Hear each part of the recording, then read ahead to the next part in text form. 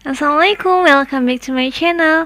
Udah lama banget gak pernah sharing lagi. Untuk kali ini aku mau sharing tentang barang-barang apa aja yang perlu dibawa ketika perjalanan jauh dan membawa bayi yang kira-kira usianya 4 bulanan. Nah, kemarin aku berjalan dari Klaten ke Jakarta menggunakan kereta api selama 8 jaman ya. Barang-barang apa aja yang harus dibawa dan tipsnya apa aja nanti aku kasih tahu. Tapi sebelumnya jangan lupa subscribe dulu ya. Makasih. Untuk yang pertama aku mau ngasih tips nih, tips tentang perjalanan jauh menggunakan transportasi kereta ketika kita membawa bayi. Nah, kemarin aku pilih jam keberangkatan keretanya itu ketika jam tidur anakku. Nah, itu kemarin berangkat jam 6, kemudian sampai di Jakarta jam setengah 4 subuh. Kenapa? Soalnya kalau misalnya siang nih rewel, terus kitanya udah capek, anaknya juga capek, lah kasihan penumpang-penumpang lain. Nah, kalau malam kan nggak kerasa tuh, tiba-tiba kalau dia udah tidur terus kitanya juga tidur, tiba-tiba nyampe aja ke tempat tujuan. Terus tips yang kedua, pilih hari ketika sepi penumpang. Nah, biasanya sih weekday ya kalau misalnya sepi penumpang. Kalau misalnya dari Jakarta ke kampung halaman itu biasanya Jumat malam rame, dan balik lagi ke Jakartanya dari kampung halaman itu Minggu malam yang rame. Nah, kemarin kita milihnya itu waktu hari Sabtu, dan itu sepi sih. Jadi anak itu bisa ditaruh di sebelah kita, kan dia nggak dapat tempat duduk tuh, bisa ditaruh di sebelah kita, dan misal kita sama suami atau sama pendamping lainnya, dia bisa duduk di tempat lain, dan itu boleh sama petugas kereta apinya. Nah, jangan lupa anaknya juga dijaga. Kalau misalnya anaknya ditidurkan di sebelah kita. Kemudian yang ketiga tipsnya adalah pilih gerbong yang sepi penumpang. Nah, kan kita bisa milih gerbong berapa gitu ya ketika kita mau check out pembayaran di aplikasi. Kita bisa tahu tuh gerbong mana yang paling sepi. Kemudian tips yang keempat itu, misalnya kalau kita mampu, kita mending milih gerbong yang eksekutif aja, kereta yang eksekutif aja. Soalnya anak biar nyaman, orang tuanya juga nyaman. Tipe anakku tipe yang rewel, ketika mau tidur harus digendong nenen, dan itu harus ditimang-timang dan perlu space yang besar. Nah, makanya kemarin kita pilih yang eksekutif biar nyaman, makanya nyaman, ibunya nyaman. Itulah tips untuk memilih ketika kita menggunakan transportasi kereta membawa infant. Nah, barang-barang apa aja sih yang harus kita bawa? Yang pertama adalah KIA. Kalau misalnya kita membawa bayi, kita harus membawa KIA, kartu identitas anak. Kalau misalnya KIA-nya belum jadi, ya udah sih kakak aja juga nggak apa-apa. Yang penting nama yang tertera sama kayak ada buktinya lah. Itu soalnya si infant ini juga dapat boarding pass sendiri, tiketnya sendiri, walaupun nggak bayar ya dia. Nah, yang kemudian aku bawa diapers 4 buah. Aku taruh di tas. Aku nyediain tas sendiri yang bisa aku ambil kapan aja, nggak ditaruh di atas ya. Aku taruhnya di bawah kaki aku biar gampang buat ambil apa aja. Kemudian aku bawa tisu basah, tisu kering kalau misalnya dia pup, sewaktu-waktu dia pipisnya, dia persnya udah penuh terus diganti. Nah, kebetulan anak aku itu pupnya itu tiap siang hari, pagi dan siang, malam dia nggak pup. Dan alhamdulillahnya kemarin aman-aman aja sih. Jadi sebelum berangkat itu aku ganti dulu diapersnya. Kemudian di dalam kereta itu aku gak ganti diapers. Nah, di stasiun itu udah menyediakan ruang menyusui, jadi bisa diganti diapersnya di ruang menyusui itu. Nah, selanjutnya aku bawa kaos dalam. Aku taruh kaos dalam juga. Soalnya anak aku sering gumoh. Kemudian aku bawa pakaian juga 2 buah. Nah, kemudian aku bawa sleeper juga 2. Soalnya dia cesan, banyak basah, sering basah. Makanya aku bawa 2. Kemudian jaket. Nah, jaket ini kemarin langsung aku pakein ke anak aku. Dan aku juga sebenarnya bawa selimut, cuman gara-gara dia itu tipe anak yang gampang keringetan. Jadi kemarin walaupun di dalam kereta itu dingin banget ya, dia tetap keringet. Jadi nggak pakai selimutnya jadi alasnya dia. Kemudian aku pakein topi anak aku. Terus yang kemudian penting lagi nih, mainan.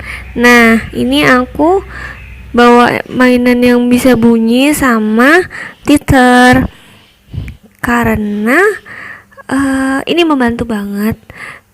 Kan kemarin kita berangkat jam 6 itu waktu sholat. Nah, aku kasihin ke ayahnya dan agak rewel karena dia ngantuk. Posisi aku lagi sholat di sebelahnya, terus dikasih mainan sama titer, alhamdulillahnya diem sih. Itu membantu banget. Kemudian yang paling penting juga adalah apron. Nah, apron ini aku selalu bawa kemana-mana. Soalnya dia nennya itu dimanapun, tidak memandang bulu, tidak tahu situasi dan kondisi. Jadi ini sangat membantu sekali. Nah, pilihlah apron yang bahannya dingin dan warnanya tidak mencolok, dan gambar-gambarnya itu gambar yang nggak bolak-balik. Kan ada tuh yang apron yang bolak-balik.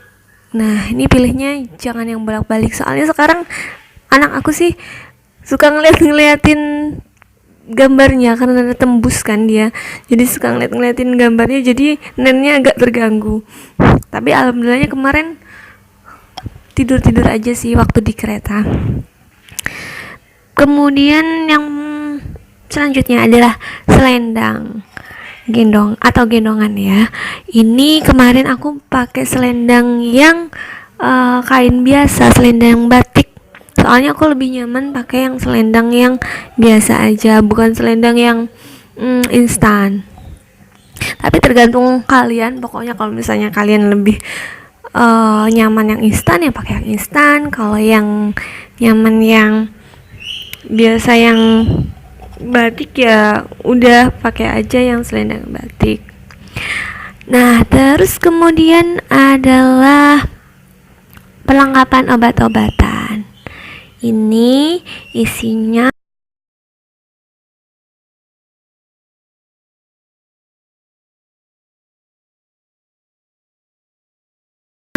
termometer. Penting banget ya kalau kita punya bayi, itu termometer harus dibawa kemana-mana.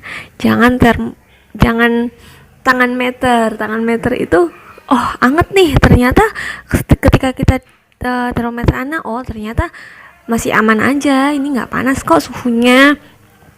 Kemudian paracetamol. Nah, ini juga penting banget paracetamol ketika kemarin anak aku sempat panas sebelum berangkat. Terus ke dokter, kemudian dikasih paracetamol, kemudian aku lihat takarannya 0,8 cc. Loh, kok ini ya, untuk bayi takarannya kok banyak banget, sedangkan di petunjuk pemakaiannya 0,5 cc maksimal. Nah, terus aku tanya dong sama dokternya. Jadi hari berikutnya kita ke dokter lagi. Soalnya kan setelah kita periksa baru dikasih obat, terus ditebus, terus di waktu di rumah aku baru ngeliat kok banyak banget cc-nya. Nah, di hari kemudian anak aku sakit lagi, sakit batuknya bener batuk yang kayak orang dewasa lah. Terus kita tanyain lah, karena kita awam kan, ternyata paracetamol ini dikasih 0,8 itu emang udah ada takarannya nih. Misal nih anak aku itu berat badannya 6,4. Nah, 6,4 ini dibulatin ke atas jadi 7 kan. Nah, kemudian ngasih paracetamol ini ditambah 1 berarti 8, jadi 0,8 cc. Ini kenapa? Soalnya kan kadang ada yang tertinggal di pipetnya itu kan. Nah, makanya dikasih sedikit tambahan. Nah, ini takaran ini bisa kita tambahin sendiri ketika berat badan si anak ini berubah. Misal nih, anak aku udah 7 kilo sekarang. Berarti pemakaiannya itu misal 7,3 kilo ya. Berarti anak aku dibulatin ke atas 8 kg. Berarti ngasihnya nanti 0,9 cc gitu.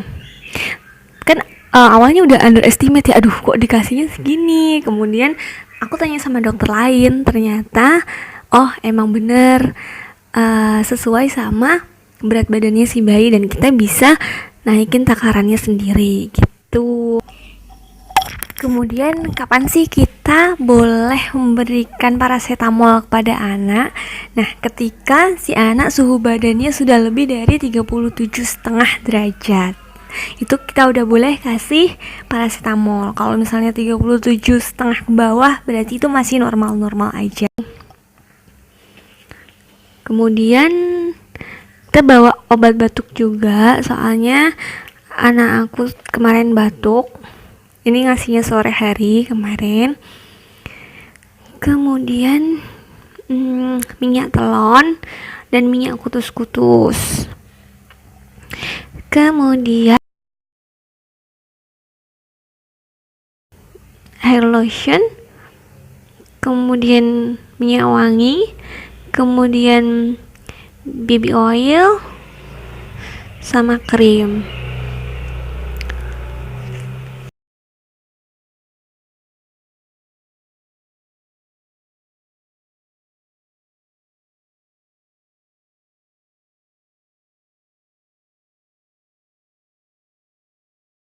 Ini aku ada Transvolmin sama Pure Kids. Ini aku bawa Pure Kids itu ketika anak aku bumpet, bahasanya apa ya, hidung tersumbat. Ketika hidung tersumbat, aku pakainya Pure Kids ini. Ini kayak baunya kayak aromaterapi. Transvolmin ini ketika anak aku pilek, dia juga umbelen.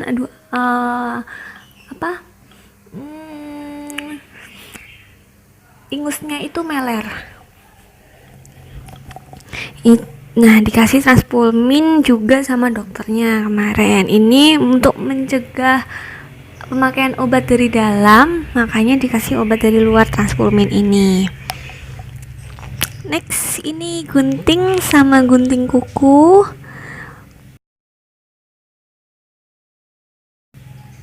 Ada termometer lagi. Aku punya termometer 2. Kalau misalnya yang satunya rusak, ada jaga-jaga satu lagi. Kemudian ada sisir.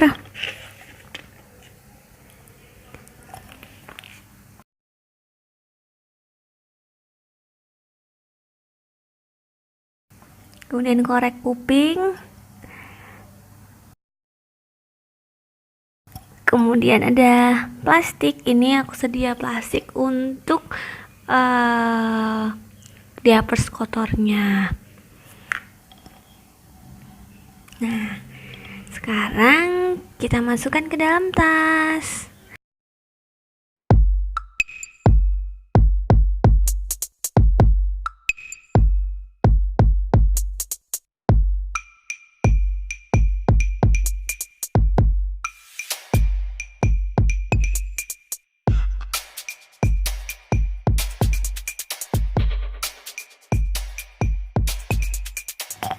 Sekalian review tentang tas ini ya. Ini ada penghangat untuk susunya. Ini dikasih USB-nya juga.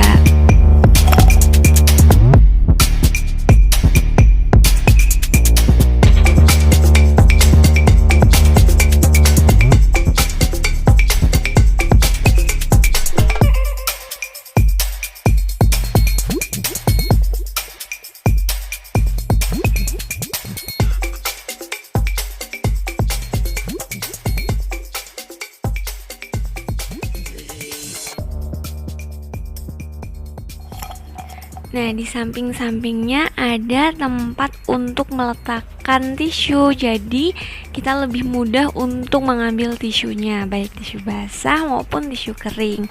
Yang tisu kering aku letakin yang ada kayak lubangnya. Jadi aku tinggal ngambil aja, nggak perlu ngambil di dalam tas yang ada resletingnya. Jadi tinggal set, ambil aja dari samping.